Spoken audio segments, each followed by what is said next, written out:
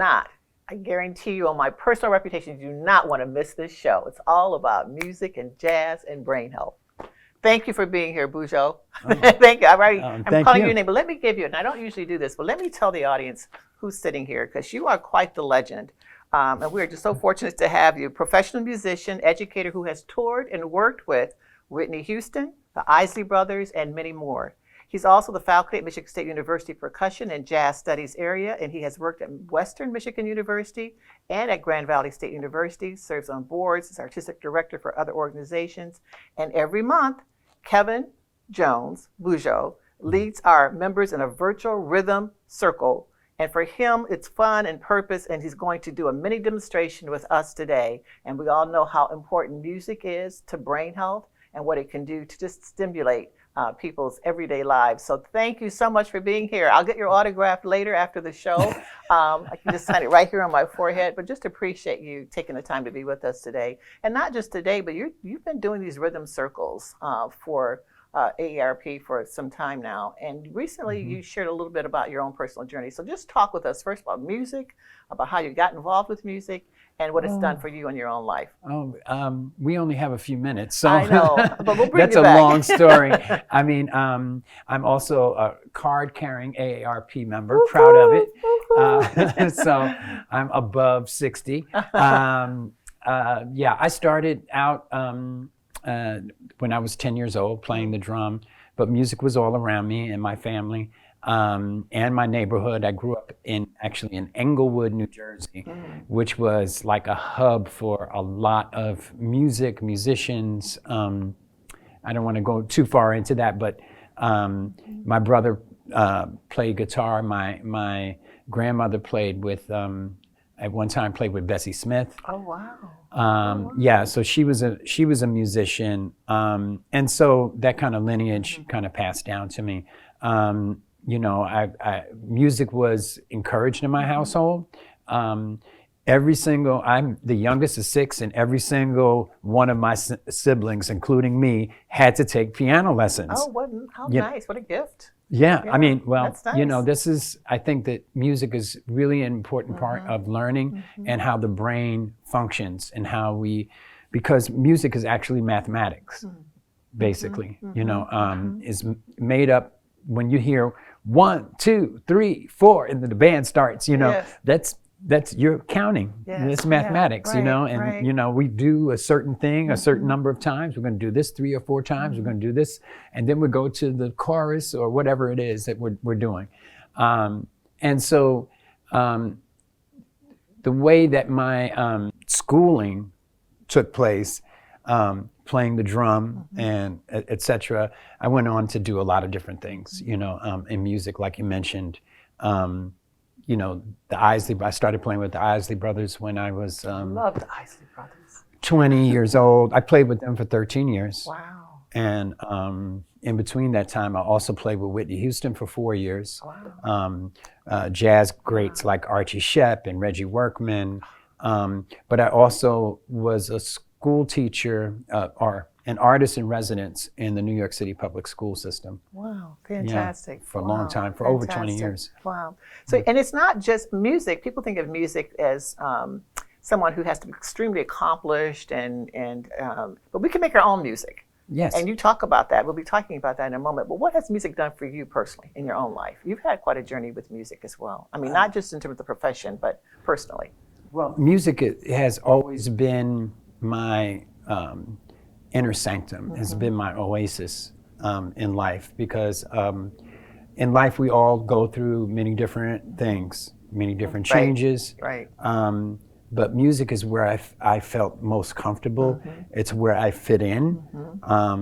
Even growing up, it's I wasn't a big sports star or in the in crowd in high school, but music gave me a way to fit in socially, as well as having a space when I grew up. Even though I lived, Englewood, New Jersey is kind of suburban, but I didn't have like this, jaded life or whatever, I didn't have like, I've had some tumultuous times growing up.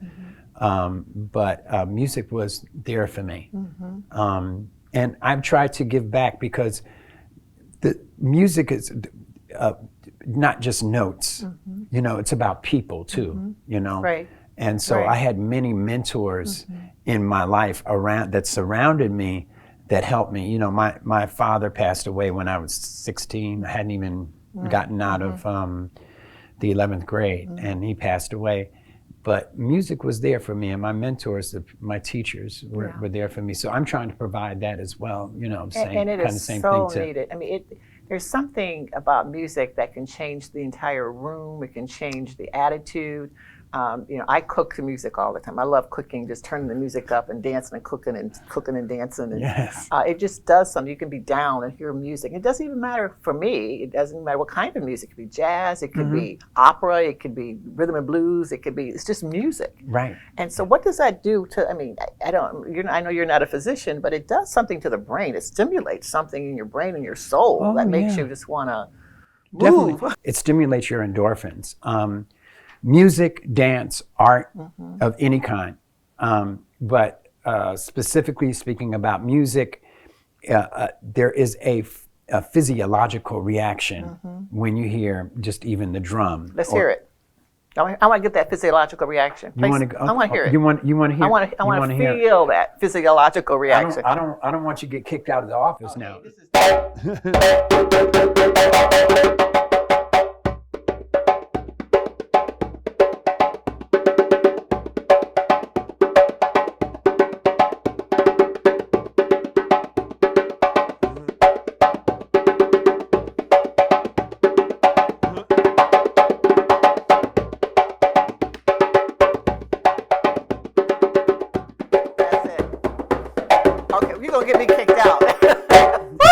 All right, that's music. That is, I mean, it just does something. It just changed this entire program. It changed everything. And we know at ARP, we know that brain health is such an important part, a major concern for older adults. And there have been studies that have shown that people who have been in sort of a dormant state of mind, kind of been just not responsive at all, when you play their old songs, when you play the songs of their lifetime, you know, they'll start tapping their feet or they'll start moving or snapping their fingers. Yes. Music does that to folks. Young people just, you know, dancing freely, and it just does that. How did you learn to do that? How did I learn How did you, all of this, how did you learn the drums? Did you learn it on your own? Were you taught? Did you go to school? No, I was taught. Yeah. I was taught, and I still study. Yeah. I still study. I call myself an eternal student of the drum. Good. You know, because I there's always so much more to learn.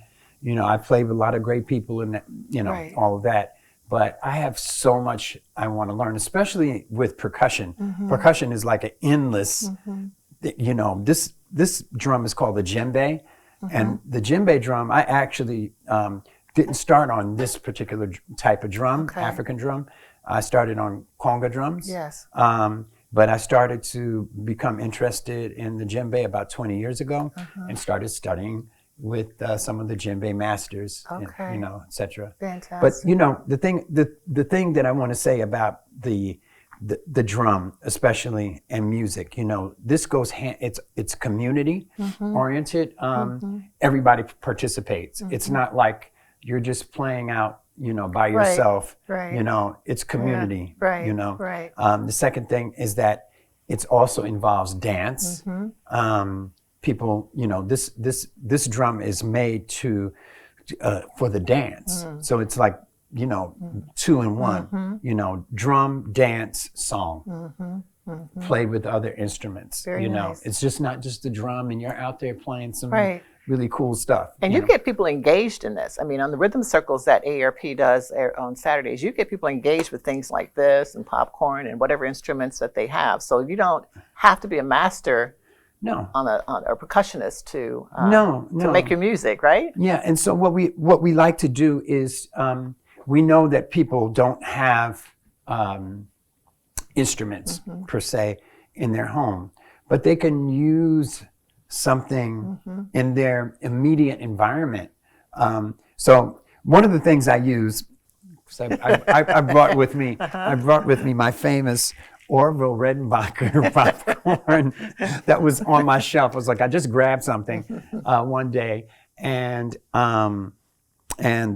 was this popcorn. I shook it, and it's like, ooh, it makes a nice sound. Yeah. Oh, wait, and I could.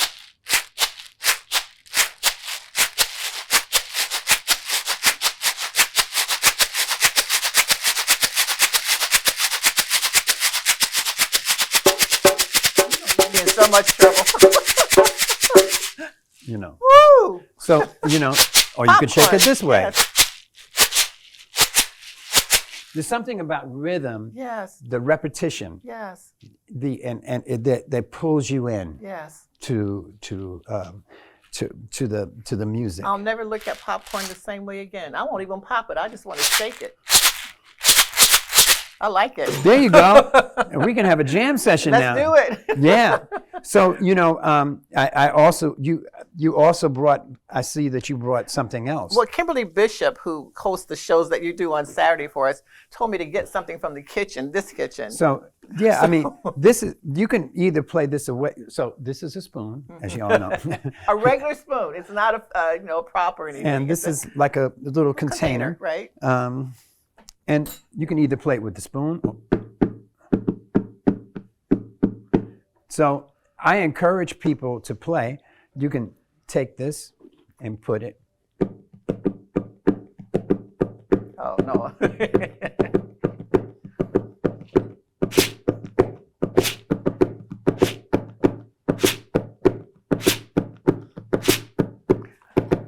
Or you can play with the spoon and your hand.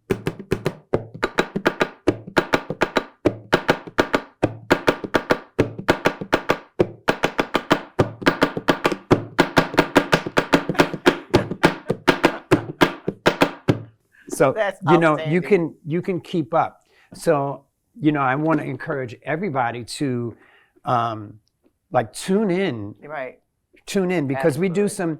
we do some authentic or traditional, I should say, traditional African rhythms, but then we do stuff that's like, you know, real simple sort of rhythms and sometimes songs that anybody could participate in. Do you sing as well?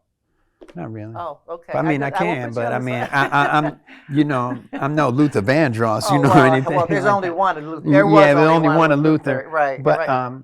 you know, I want to encourage everybody to Absolutely. tune in. And what I do is like I because it's virtual, it's very difficult. So to for the audience to understand, like Yeah. to get that feeling of, well, I'm taking a class right. or I'm with a group of people. So one day I asked my wife if she would participate. So my wife, Martine, does it with me every week. Oh. You know, Yes. she's not a drummer. Yeah. So I didn't want to pick like a professional musician, like, right. hey, can you come down and bring your drums, you know, and ask someone, you know, Jeff and Joe or whoever, to come on down and, you know, be a part of this thing. I wanted to have someone who's not a drummer, but, you know, she does have a very musical ear. Her father was a musician. She has a very musical ear, but she participates. She's not a professional drummer. She's just like learning along with everybody else. So you get to experience like a learning kind of situation. Right. And there is a certain call and response to music as well, isn't there? I mean, it just kind of. Yeah. There is. Yes. Like, for instance, would you like to participate? Kind of like. I think I have to. Would you want to try something? I want to try something, but I'm glad this isn't live, so we can edit it out if it doesn't. It's all right. Well, let's do this. What do you want me to do? Well, the first thing I want you to do, there's actually 3 basic sounds of the drum, but we just only do 2. There's this sound, which is a bass sound. So with the palm of your hand? Yeah. So what I would do is just. Oh, press angle. Yeah, just do that. Okay. And just go like that. Yes. Sounds much better already. Sounds much better. And then, so that's a bass sound, and then there's a tone sound. Okay. So you would put your hand here at the sort of the edge and do that. So lift your hand up. There you go. So, put one hand here and one hand here. So you're going to play.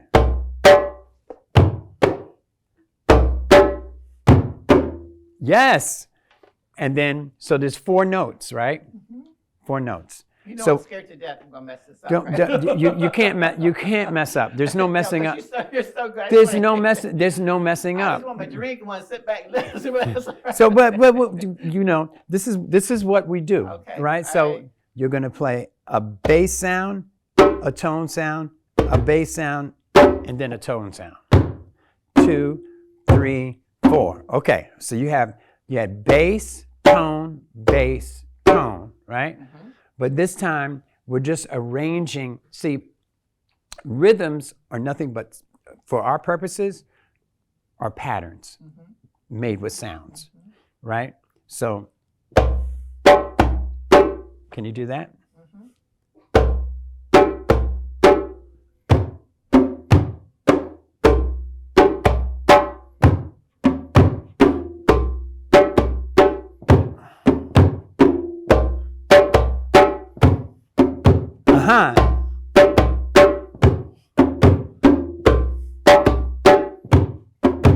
Okay, so now we're going to do that 3 times. Okay? So you're ready? You want to do it with me 3 times? And if you're watching this, grab a Tupperware container at home and, have it. So we're going to do it 3 times, okay? All right, ready? I'm going to count it off. I'm going to count it. It's going to 1, 2, 3, go.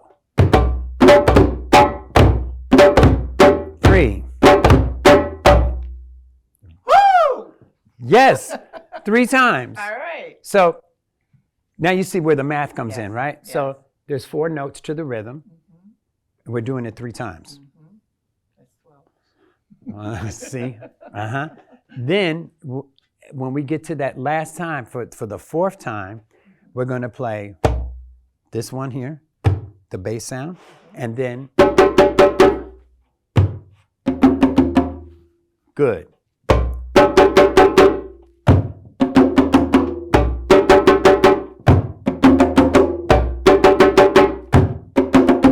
There you go. You're a master drummer already. All right. So we're going to put it all together, right? You put it all together. Real easy. This is real easy. No pressure. All right, because we're not playing at Carnegie Hall yet, When I take the AARP group of everybody and we'll play at Carnegie Hall, we'll put on a concert. All okay? right. So, all right. So we're going to do it 3 times. This one, watch. So 1, 2, 3, 4. 1, 2, 3, 4, 5. 1, 2, 3, 4. Okay. All right. So let's try it together. Okay. You can do it. Right, you can do let's it. Do this. You can do it. Right. I know your heart is already beating faster, right? It is beating fast. It is. I'm ready. Okay. All right, I'm ready. All right, so here we go. 1, 2, 3, go. 2, 3, 4. 1, 2, 3, 4, 5. 1, 2, 4. 1, 2, 3, 4. 1, 2, 3, 4. 1, 2, 3, 4, 5. Woo! I feel better already, and I'm sure that just added years to my life. I was a little bit stressed So I picked that because it's a little sequence that we put together because you have to count, and then you have to count, and then you have to sort of put it together. It's like, okay, there's 4 beats to the basic rhythm, and then on the 4th time we do it, every four time we get to that 4, we go 2, 3, 4. 1, 2, 3, 4, 5. 1, 2, 3, 4. 1, 2, 3, 4, 5. So you. I just like you playing. I just love it. Well, I mean, this is fun. I love this, and we should join the Rhythm Circle on Saturdays. We want people to be a part of that, and it really does. Music is just it's a gift. It's a gift that we should we can all use, whether it's using this music or whether it's using this. Exactly. And so we should open that gift and exercise the music in our life and our brain to stimulate each other. You are just phenomenal. We're going to have you back if you'll come back. We might have to put you on payroll because this just helps all of us. I don't mind that either, it helps all of us in terms of our mental attitude and just how we look at life. So thank you for sharing your gift with us today. Okay, I appreciate that. You're very welcome. Thank you. And I hope that everyone participates because it certainly has helped me. I'm a survivor of brain injury, severe brain injury, and I hope that you can, help other people like that. Absolutely. You'd never know that. And thank you for sharing that. Appreciate you. Okay. Thank you. Give me a hug. Oh, okay. All right. Appreciate you. Take care. All right. Thank you so much. And thank you for watching AARP Real Possibilities.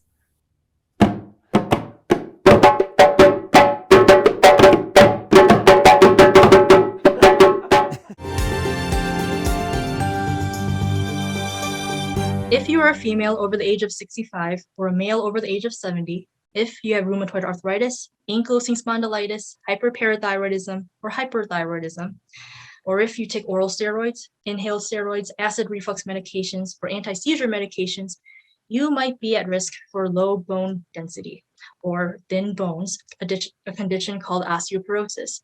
In order to find out your risk, you should get a bone density scan. What is a bone density scan?